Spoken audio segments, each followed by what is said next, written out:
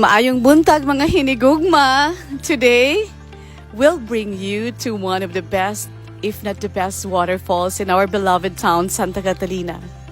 The waterfalls in Sitio Ogdangan, Barangay Obat, Santa Catalina will reshape the road in Sitio Ogdangan because there is an existing farm road.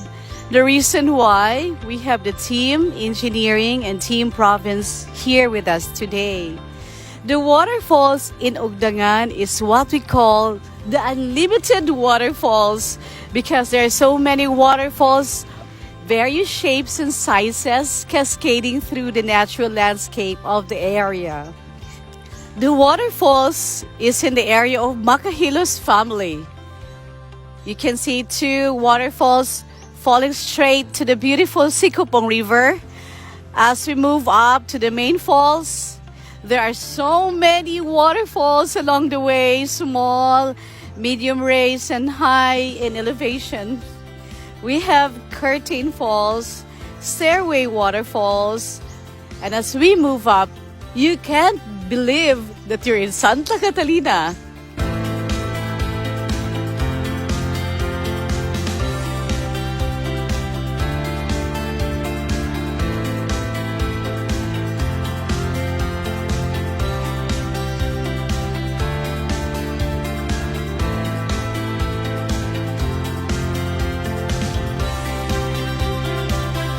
The area is in a virgin forest, not exploited, no structures, and I hope they will keep it that way.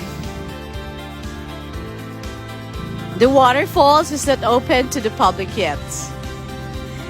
The main falls is unbelievable. Imagine so many waterfalls in one area.